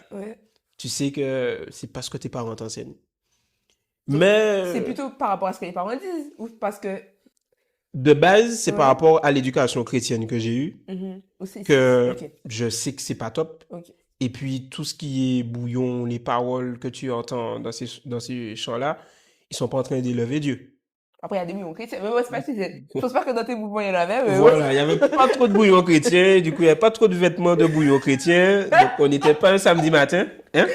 Donc, je sais que là où je suis, c'est pas forcément top. Mais j'étais quand même dans mes affaires. Mes parents savaient, ou peut-être ils savaient pas. Et si vous saviez, ben, les gars, ils vont reconnaître. Surprise! Donc, je me retrouve dans cette période-là où je m'amuse. Je fais ce que j'ai à faire. Et c'est là que, pour remettre le contexte, j'ai rencontré ma femme actuelle. Pas en mouvement. Voilà, parce que c'est ça votre problème. Pas en mouvement. Mais je l'ai rencontré dans un contexte tout à fait... Mais on va revenir dedans, c'était qui? Donc, mais c'est pour expliquer un peu. Donc, ce qui fait que elle, je la rencontre, je vais expliquer après avec elle. Et de là, déjà, je commence un peu à ralentir sur les mouvements. Mhm. Mais j'étais toujours dedans. Mais Mhm. comme de base, c'était pas ma copine, quoi que ce soit, c'est discuter, nous qu'à discuter. Donc, en fait, je lui Dois dois rien. rien, puisque de base, c'était vraiment le côté amical Tiens, ça fait un beau sujet, ça. de. À quand commence la, la, pas la fidélité, mais est-ce qu'on peut être fidèle dans le sens, si tu te dis que même si on discute, hein, Mhm, et que ça doit arriver, mhm. est-ce qu'il faut que tu continues ou est-ce qu'il faut que tu te dises, bon, au cas où... Mais après, Non, mais c'est pas si je t'inquiète. dans le cadre que tu me donnes, on n'était pas du tout dans une période de flirt. Il n'y avait Ah, pas ok, de d'accord. flirt. Ok, pardon. C'était juste, je te connais et j'ai découvert un ami à toi Ok. et que par concours de circonstances, on a changé les numéros. Ok. Il n'y avait rien de sentimental dedans. Ok. Donc en soi, en réalité, je lui devais strictement rien puisqu'il n'y avait rien. Il va se mettre D'accord? qu'il y avait rien. Mais quand on se retrouve là, Mhm, de base, pour être tout à fait honnête à ce niveau-là, mhm. la semaine, puisque j'ai fait un accident de voiture, et la semaine d'après, Mais Lionel, pas comme ça, oui, mais Lionel. c'est T'as pour, fait un accident de voiture, comment, de c'est quoi? pour t'expliquer. Après, on revient sur On l'accident. va revenir Ok. sur l'accident. Donc, de base, je suis toujours en mouvement. Oui, J'ai rencontré des filles, tout ça, et je devais voir ces filles-là la semaine d'après. ça. Revenons, et c'était pas pour jouer au domino. Donc, quand je reviens au contexte de l'accident, ce qui se passe avant, c'est que ma femme actuelle, on se rencontre dans une soirée sociale. On se revoit dans une soirée C'est pas sociale. c'est Une soirée social. sociale, c'est un peu les événements, je ne sais pas si on peut dire c'est adventiste ou autre, parce Oui, qu'il y en a vas-y. sûrement d'autres, mais ce sont les événements où il y a des petites musiques, on s'amuse, etc. Mais Ok. rien à voir avec les mouvements traditionnels. Mhm. Et moi, comme j'aime bien taquiner, etc., ben, quand je l'ai revu, ben, j'ai commencé un peu à l'embêter, mais sans plus. Et de là, ben, on était sur Jarry. Je sais pas quel contexte qui a fait, mais on s'est mis à faire une course de voiture. Et moi, Et toi? ouais, tu vois, c'est ça, Fast and Furious à Jarry. Elle a Ok. ni Harris à l'époque, et moi, j'ai ma petite 206 que je viens d'acheter, je suis bien content. Et du coup, dans l'histoire, elle me gagne. Voilà. Donc, parce qu'elle a plus de chevaux que moi, c'est juste ça qui fait qu'elle m'a Avec gagné. ça. Meilleure chauffeuse, mais Ok? c'est pas grave. Y C'est a pas, ça y a qui pas de fait souci. qu'elle me gagne. Elle est juste bonne, meilleure Elle conductrice que savait toi. conduire, mais Mieux ma que voiture toi. était moins performante que la Elle sienne. savait mieux conduire que toi. Ok? Y a pas de... Non, mais ça va. Donc, elle me gagne de peu. Oui. La course se Pardon. finit. J'ai très envie de l'inviter sur ce pour avoir sa version parce que... Mais on va s'arrêter sur la mienne déjà. D'accord, vas-y, Et continue. dans la mienne, elle me gagne de peu. Mhm. Donc, on finit la course. Et je ne sais pas si tu vas voir un peu, mais on est à, tu vois, le pont de Bainbridge. Mhm. Donc, on vient pour passer en dessous. Ok. Mais on a déjà fini la course depuis un moment. Donc, elle me dépasse pour rentrer chez elle. Ok. Et moi, je suis en train de rouler tranquille. Petit mal. Je me retrouve sur la voie de gauche.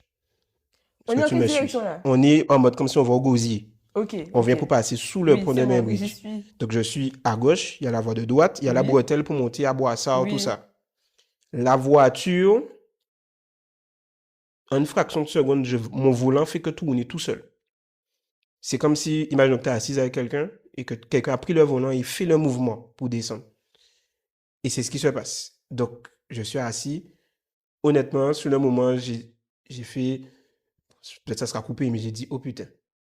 Et je rentre Tu dans m'as dit la... que tu serais bon. C'est devenu pour que... Ouais, mais c'est passé dans Non, ma mais tête. t'inquiète. J'ai dit, oh putain, Seigneur.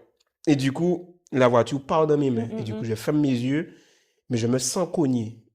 Donc, en fait, la voiture part, elle se cogne sur l'autre voie qui emmène sur la bretelle de Boissard. La voiture fait des tonneaux.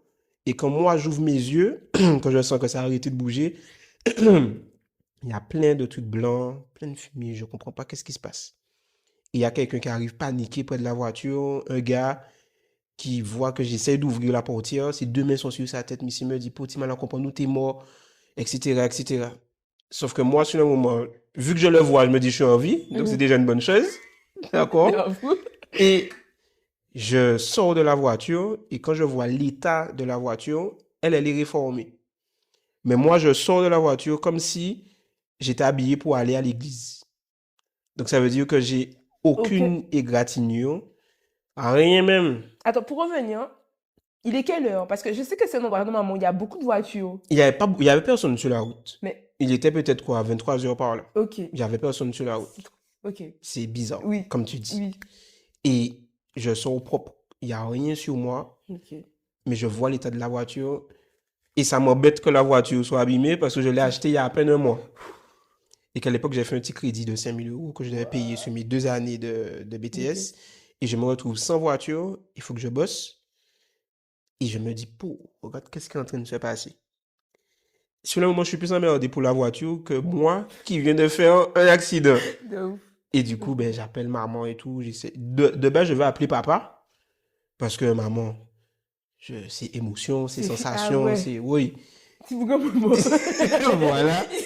Mais j'arrive pas à voir papa, donc j'appelle maman. Je lui Ouais. dis, bon, tranquille, j'ai fait un petit accident. Comme ça, tu n'alarmes pas trop. Ouais. Et du coup, ils viennent et tout.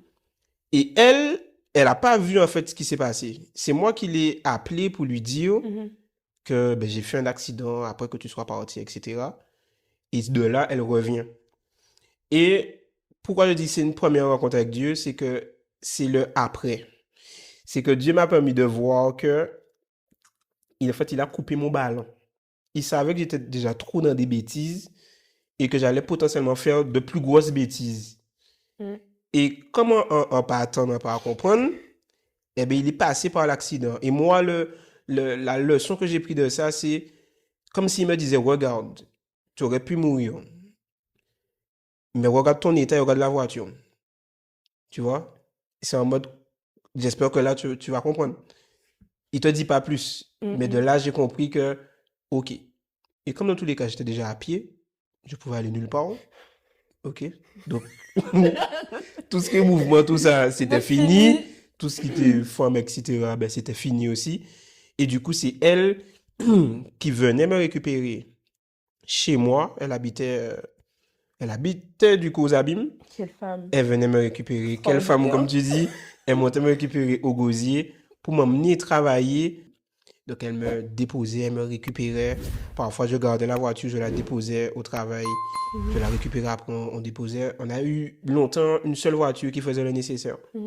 Donc, Dieu m'a montré qu'à travers un événement qui aurait pu être tragique, entre parenthèses, qu'il m'a ramené ma femme actuelle qui a été une bénédiction, du coup. Et il m'a montré que mes voix et tes voix ne sont pas les mêmes. Mes pensées et tes pensées ne sont pas les mêmes. Mais il m'a permis de voir un aperçu de qu'est-ce qu'il voulait pour moi.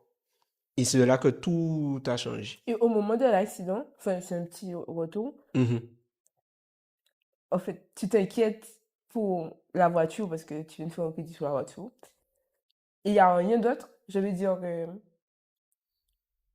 Sur le c'est moment, ton seul... Ouais, c'est sur le moment, ce qui m'embête sérieux, c'est ça. c'est que je vais me retrouver à payer le crédit d'une voiture Que tu n'as plus. pendant 2 ans que j'ai plus. Sur le moment, c'est le seul truc qui m'embête. C'est ça.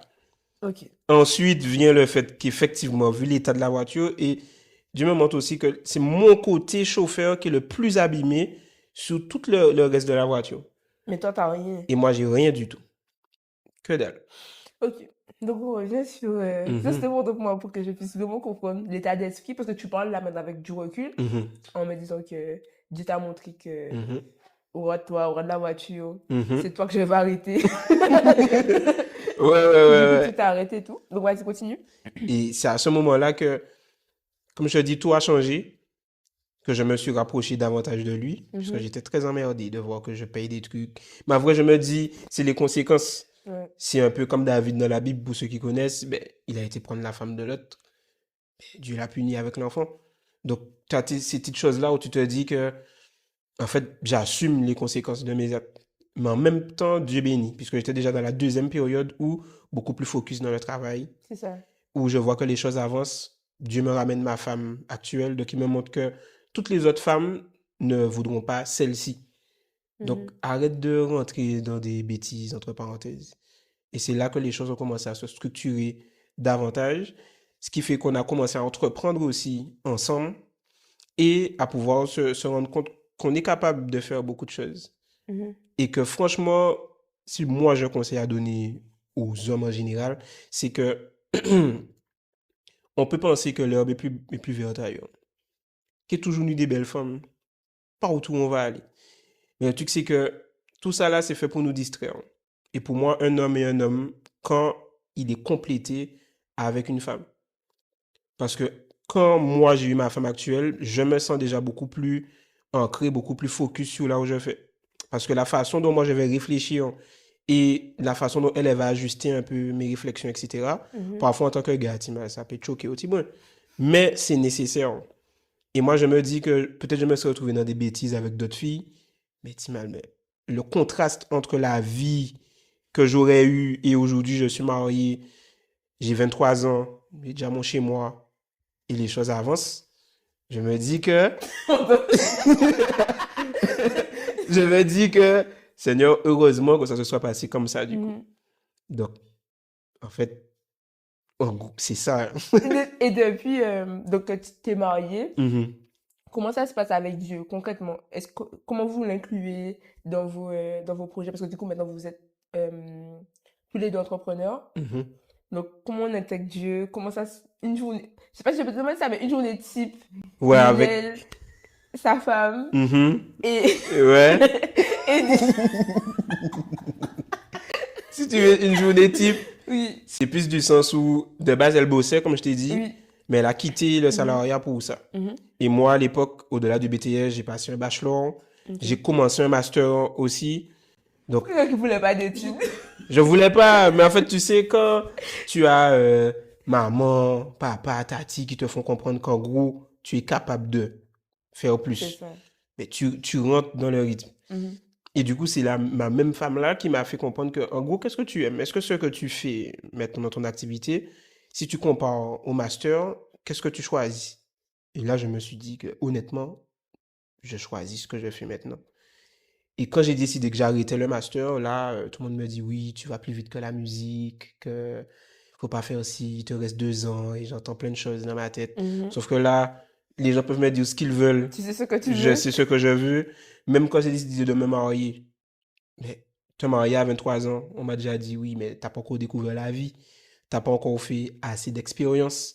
Donc en fait, dans la tête de Tu certains, répondais quoi, hein? ben, justement, Ah, ok, pardon. dans la tête de certains, pour être mature, il faut avoir côtoyé beaucoup de femmes. Il faut que tu aies vécu beaucoup de choses. C'est ce qui te rend mature. Sauf que pour moi, ça, c'est une réflexion qui ne tient pas forcément la Mm. route. Donc en fait, moi, j'apprends à entendre les gens, mais les écouter, ça m'intéresse pas. Donc, on peut me trouver arrogant ou que je suis têtu. Libre à tout le monde de trouver comme je suis, comme ils veulent. Ça, c'est pas mon problème. Mhm. Je savais que si Dieu m'a donné une femme, en fait, je vois pas pourquoi je vais attendre 5, 10 ans pour me marier avec elle, parce que les gens ont dit que c'est comme ça que ça doit se passer. Donc, moi, je me suis dit que merci Seigneur. Et de là, on a enclenché les choses. Aujourd'hui, Dieu, on fait le maximum pour qu'il soit là au milieu avec nous. Pourquoi je dis au milieu? C'est qu'il est devant, derrière, il est partout. C'est que les prises de décision, ce qu'on doit faire, on prie ensemble pour. Et on apprend à comprendre le rôle de chacun. Mhm. Puisque en tant qu'homme, tu es responsable du foyer. Je ne suis pas pour dire dominant sur ma femme ou si elle doit faire ci, elle doit faire ça. Mais je sais que si j'ai une vision, j'ai toujours dit à maman à l'époque que j'aurais aimé avoir une femme qui n'a pas peur d'entreprendre. Tu vois, s'il faut partir demain, on part. S'il faut faire telle ou telle chose, on le fait. Mais aujourd'hui, c'est ce qui se passe. Et j'ai toujours dit à maman aussi que, malgré mes bêtises d'aller check d'autres femmes, etc., que j'allais toujours lui ramener une seule personne. Et du coup, c'est chose faite. Parce qu'il y avait un exemple de quelqu'un que je considère beaucoup, qui lui, il a connu sa femme au collège, je crois. Mhm. Et c'est que elle, hein, il s'est marié avec elle après. Et en fait, pour moi, j'ai trouvé ça quand même extraordinaire que les années J'avoue. passent, t'as plus de 10, 15 ans qui passent, Mhm. c'est la même personne. Et moi, j'ai dit à Dieu, Seigneur, je veux exactement la même chose. Et Dieu m'a montré que c'est pour ça qu'il me freinait à chaque fois qu'il y avait des choses et qu'il y a eu l'accident. C'est pour me montrer que, oh, on a fait une alliance C'est ensemble, ça. concentre-toi. Mais Dieu, dans une relation, c'est primordial, puisque l'homme et la femme, on est différents. Et c'est sujet à beaucoup de conflits et d'incompréhensions. Mhm. Et quand tu ne mets pas Dieu, ben, tu laisses tes excès émotionnels prendre beaucoup trop le dessus. Donc, je peux être énervé, mais on n'est pas des gamins, on est dans la même maison, nous, on dormir dans la même case là. Ouais. Donc, même si on collait, tu mal, on est obligé de coller. Parce que je vais pas dormir dans le salon parce que tu me fatigues. Donc, Tu c'est vois? pas comme à la télé. Voilà, c'est pas comme à la télé. Donc, comme tu es avec la personne, Oui, c'est ça. mais t'as amené à trouver des compromis. En fait, Dieu nous permet de pouvoir mieux nous comprendre et de vraiment s'appuyer sur ce que sa parole dit pour pouvoir avancer ensemble. Et en ayant toujours Dieu, est-ce que vous avez eu, dans votre vie de couple, Mhm. un événement ultra marquant? Un événement ultra marquant, Oui, quelque chose quelque qui... chose où, je sais pas moi, où Dieu peut-être, vous vous êtes demandé en mode, qu'est-ce que j'ai fait là? Ou, Je te dirais, là, ça fait quoi? J'oublie mhm, le nombre de temps qu'on est ensemble. mhm, Désolé, madame. Je pense qu'on est sur du 8 mois, 8 9 mois, quelque chose comme ça. En vrai, à part il y a certaines périodes où justement, peut-être un peu plus à vif émotionnellement. Parce que tu passes de vivre tout seul mhm. chez tes parents à devoir vivre avec quelqu'un avec toi. Et moi, comme j'étais fils unique de base, donc autant on se voyait quand on sortait, les choses comme ça, mais dans la même maison tout le temps, tu vois, à un moment où tu te dis flemme. Puisque quand j'avais besoin de me retrouver tout seul, j'allais dans ma chambre, tu sais, maman me parle pas, personne ne me parle, c'est moi et moi. Ok. Mais parfois, tes moments de solitude peuvent être mal perçus pour la fille, comme si tu n'as pas envie d'être avec elle, etc. Mais, mis à part ces petites disputes-là, c'est vrai qu'il y a eu un événement où, ça remonte à pas longtemps, hein, on devait vendre un iPhone. Ok. Et on se retrouve, on était sur les abîmes. Et moi, je dis au gars, bon, ben, comme il était sur Pointe-à-Pitre, on s'est donné rendez-vous près de la mairie de Pointe-à-Pitre. Mhm. Donc, je connais un peu le cadre, je me dis, bon, faut quand même faire attention. Donc, on se donne rendez-vous là. On a une heure précise au départ, je crois que c'était de base 17h et quelques. Sauf que 17h30 approche, tout ça, il n'y a toujours rien. Et du coup, ma femme me dit, bon, on va faire ça après, le soleil se couche. Donc, voilà, que c'est pas une priorité. Sauf que moi, dans ma tête, je me dis non, que ok, le soleil se couche, mais j'ai pris un engagement avec la personne, qu'il y a quand même un devoir d'être sérieux, que je peux pas En fait, il y a faire ta que... rigueur qui reste Voilà, là. donc Voilà. j'essaie de trouver une logique à ça. Mhm. En même temps, je devais aller récupérer une pièce pour ma voiture, etc. Donc, il y a un tout qui font que, ok, c'est sabbat, mais il faut pas que le sabbat soit une excuse pour manquer à la parole que j'ai donnée à quelqu'un. Donc, elle insiste pas plus que ça, mais elle a déjà parlé. Le temps passe, il arrive 18h, tout ça. Elle me dit, bon, quand il est 18h, je pars. Et comme par hasard, quand 18h arrive, le gars appelle. Vous dit, oui, je viens de sortir du travail, etc., que c'est bon. Mhm. Je me dis, ok, que je suis juste dans le parking à côté. Donc moi, je me dirige près du parking. Mais il y a un truc super bizarre qui se passe, c'est que j'arrive dans une intersection Mhm. et je vois un jeune et un monsieur. Et dans ma tête, je me dis que c'est sûrement le gars pour le portable. Donc, je sors de la voiture. Je vais t'expliquer là, ça n'a aucun sens. Je descends de la voiture, je donne le portable au gars. Ça n'a aucun sens. Je descends, je serre la main des deux et je donne le portable au gars. Mais je vois que il me regarde en mode, qu'est-ce que tu es en train de faire là? C'est pas comme ça. Et, En plus, et- le gros comme ça, c'est comme ça. et moi, je connais. Normalement, c'est un échange que tu fais. Mais je lui donne ça. Et lui, il me regarde en mode, qu'est-ce que je fais? Et moi, je le regarde en mode, mais toi, qu'est-ce que tu fais, Timal? C'est pas toi, je lui dis, c'est pas toi pour le portable, alors. Il me regarde, il regarde le monsieur, il dit quel portable? Et du C'est même coup, pas eux. il me redonne le portable. Et le monsieur me dit, mais Timal, t'as un problème. Tu sais que nous t'es ça pour un portable là, ou partir avec, etc. Que faut pas faire ça. Est-ce qu'on t'avait déjà donné l'argent pour le portable et tout? Je lui dis non. Et je retourne dans la voiture. Et du coup, ma femme me dit, mais qu'est-ce que tu fais? Tu vois? Sauf que moi-même, je suis même pas capable de lui expliquer ce que je suis en train de faire. Parce que je sais que, en fait, pourquoi je donne le truc alors qu'on m'a rien encore donné? Bref, tu vas mieux comprendre pourquoi d'ailleurs. Donc, on fait le tour. Et à ce moment-là, je vois les personnes en question. Donc, c'est deux petits jeunes. Mhm. Donc, je gare la voiture et je m'approche vers eux. Je vois qu'ils sont un peu réticents au départ. Comme si que... Je leur dis de venir pas de la voiture puisque j'ai leur portable là. Ils me disent que 2 secondes. oui. Les gars, si vous avez des histoires qui font frissonner, écrivez ça en commentaire ou alors envoyez-nous un message sur tous nos réseaux sociaux. Et voilà, on reprend. On reprend. Donc, je les vois au loin. Je leur dis de venir près de la voiture. Mais ils me disent que, ah ouais, nous pas gêner ça, vous passez, qu'elle est faite, tu vois. Et de là, je leur dis, OK, ben, si vous voulez, je peux rapprocher la voiture près de vous. Ils me disent, OK. Donc, je rapproche la voiture. On est dans un endroit où il y a du monde. Hein. Ok. Donc, on se gare et tout. Et là, je suis assis dans la voiture. Et ils me disent, oui, qu'ils veulent voir le portable. Je leur montre un peu le portable. Ils me disent, oui, ils veulent voir l'état de la batterie du téléphone. Sauf que, comme c'est réinitialisé, je ne peux pas leur montrer l'état de la batterie. Donc, je leur explique ça. Ils me disent, oui, que se sont déjà fait avoir d'autres fois avec des mêmes personnes comme ça, que là, ils veulent voir. Et pendant qu'ils parlent, il y a un troisième gars qui fait que de sortir de nulle part et qui me dit, Timal, quand il veut avec ces petits jeunes en moi là. Moi, j'ai déjà compris qu'il y a un truc louche qui se passe. Mais bon, il faut rester calme, tranquille.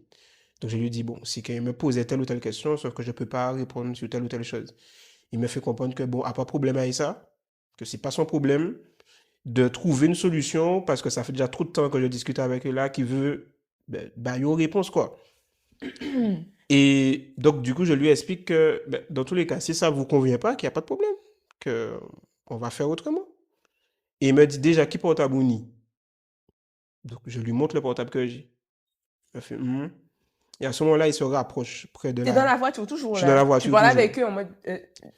Je suis assis, il Ouais. est à côté, là. Ils sont Ok. tous les trois hors de Ok. la voiture. Ok. Et du coup, j'ai ma femme aussi à côté de moi. Oui. Et je l'ai déjà entendu dire, en chuchotant, on part. Sauf que moi, je ne peux pas faire que partir comme ça, puisque tu ne sais pas à qui tu as affaire. Je suis garé, le temps de faire les choses, c'est délicat. Mais je suis déjà dans la volonté de pouvoir partir. Et à un moment, le gars vient, il vient près de la vitre et il met sa tête dans la voiture. Et il me redit, bon, envoie ça en parlant du téléphone.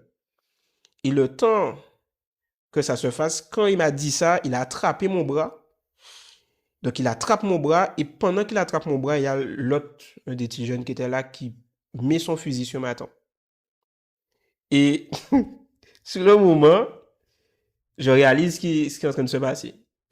Quand il met le fusil sur ma tempe, c'est comme si, en fait, la réaction est spéciale. C'est que je secoue ma tête. Je fais, ah bon? Je t'assure. Il fait ça, c'est comme si je me dis, ouais, je secoue ma tête. J'ai fait, ah bon? Ah bon? Et c'est comme si le gars, ils essaient de rentrer par derrière. Sauf que la voiture est verrouillée. Je ne sais même pas comment elle est verrouillée, puisqu'on est à l'arrêt, ça ne se verrouille pas comme ça. Mais il essaye de rentrer par derrière. Je tape la main du gars qui a l'arme. Ce que je t'explique là, ça va très vite. Hein. Je verrouille la voiture. J'essaie de verrouiller la voiture. Je vois qu'elle est verrouillée. Je démarre. J'attache ma ceinture. Ça n'a pas de sens. J'attache ma ceinture. Je démarre la voiture. Je me mets en marche arrière. Et je commence à reculer, Timal. Et quand je me retrouve dans une position où je peux accélérer, j'ai dit à ces messieurs qu'ils crasent les autres. Et j'ai commencé à accélérer sur eux. Et du coup, eux, voyant que peut-être je suis le fou du bus, ils commencent à courir avec l'arme dans ses mains. Et moi, j'accélère sur ces messieurs. Et c'est comme ça qu'on est sorti là. Sauf que sur le moment, quand il a posé l'arme sur ma tempe, je ne me suis pas senti ni stressé, ni quoi que ce soit. C'est comme si, tu vois, dans les films, tu vois les super-héros, ils sentent qu'il y a un truc qui rentre sur eux et qui se transforme. Sauf que moi, sur le moment, j'ai senti un calme, un apaisement, comme si j'entendais plus rien, je voyais plus rien. Et que. T'as juste dit à CBC, ah bon, mais en fait, pardon, mais t'es fou! Tu voulais l'inviter sur le plateau. Elle peut te dire exactement la même chose.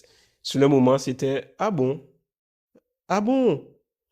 Et de là, tout s'est enchaîné super vite. Ok. Je ne peux pas t'expliquer comment. La seule chose que je sais de tout ça, Dieu m'a permis d'être calme et de ne pas stresser par rapport à tout ça. C'est que mon cœur ne battait pas du tout. J'étais vraiment en mode, comme je discutais avec toi là. T'étais fait braquer, quoi. Bon, limite.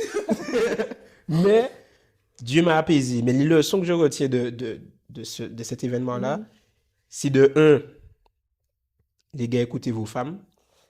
Important. Très important. Et que tu ne peux pas vouloir gérer ton business dans le sabbat de l'Éternel. Parce que je ne peux pas dire que Dieu ne m'avait pas prévenu. Ouais. Parce que ma femme, au départ, me dit que le soleil va se coucher. Pas qu'il est déjà couché, mais me dit ça 1 heure avant, que le soleil va se coucher. Mais j'insiste quand même.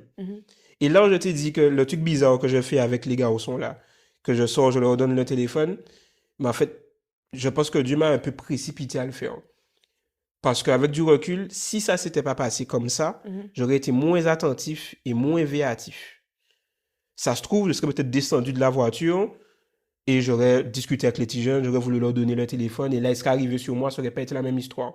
Mais le fait que ça se soit produit juste avant, ça m'a fait me dire déjà dans un premier temps, reste dans la voiture, observe ce qui se passe. Donc je regardais un peu dans le rétroviseur, etc.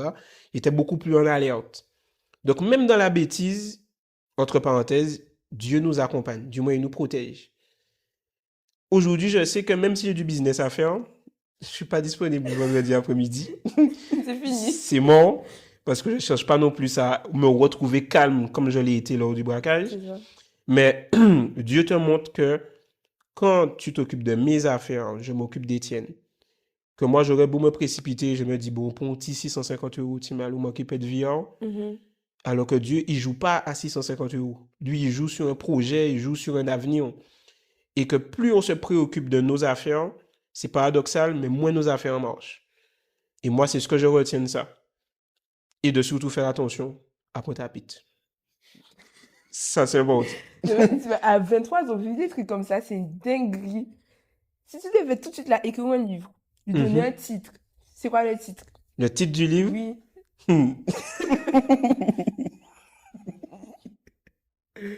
Je rigole là parce que ça me fait penser. Ça me fait penser à un titre que j'avais eu avec des amis à moi. Mais en vrai, je rappelle le livre. Oui, je vais dire. Je vais dire le titre. De toute manière, en plus, c'est Fabien Kinsley. Donc, ils les ont déjà vus, techniquement. OK? Fabien Kinsley, c'est mes frérots. On a grandi ensemble. Et c'est pour ça que ces messieurs vont rire quand je dis la phrase. Mais pour moi, le titre du livre, ça serait l'art de parler sans dire un mot. C'est philosophique. Oui. Moi, je comprends. Moi, je pense juste au daron. Tu vois, les darons, quand je sais pas si t'as eu ça, mais quand tu fais des bêtises, elle peut pas te taper. Il y a du monde. Elle te regarde. Et quand tu as regardé, c'est fini. Tu as tout compris. Eh bien, moi, ça serait l'art de parler sans dire un mot. Si tu devais t'adresser à des centaines, des milliers, des millions même. Oui. Ouais. Millions, oui. Faut pouvoir des millions de Lionel. Qu'est-ce que tu leur dirais? Regarde la caméra juste là et dis-leur ton petit message. Alors, moi, ce que je dirais, c'est les gars, et pas prendre tête à autres. Ne prenez pas votre tête. Soyez sérieux, mais ne vous prenez pas au sérieux. Dans tous les cas, on est de passage. Donc, faites les choses à fond. Faites-vous confiance. Faites confiance à Dieu. Et essayez. Permettez-vous de pouvoir trébucher, de vous relever. Et c'est normal aussi de stresser, de ne pas forcément se sentir bien par rapport à vos objectifs, à là où vous voulez aller. Mais rassurez-vous, plus vous allez être en mouvement, plus vous allez pouvoir poser des actions, tenter des choses, plus ça sera beaucoup plus clair pour vous. Et pensez toujours à mettre Dieu au centre de tout ce que vous faites. Vous verrez que ça va bien se passer. Où est-ce qu'on peut te retrouver? Nous allons nous retrouver, Angèle et moi, pour tout ce qui est humour, business, etc. sur Miss et Mr. Captain. Et pour Lionel aussi. Pareil, c'est Lionel André. Mindset, motivation, de l'humour, parce que c'est très important. Qu'est-ce que tu as pensé de ton expérience de Limoud? Mais c'est super, c'est les frérots qui font ça. Donc, si tu n'es pas encore abonné, déjà abonne-toi. C'est pas un coup de pression, mais ça te coûte rien. OK? Et quand la vidéo sort, tu partages. On n'est pas obligé de te redire ça. Elle va te le dire quand même, mais concentre-toi, s'il te plaît. Donc, les amis, vous avez compris la leçon. Si vous voulez suivre Lionel, regardez la description. Pour nous, continuez à partager, à liker, à mettre en commentaire. D'ailleurs, si vous avez des histoires qui font frissonner, laissez vos commentaires. On lit tout, les gars, on lit tout. Bon, à la prochaine vidéo. Bye bye.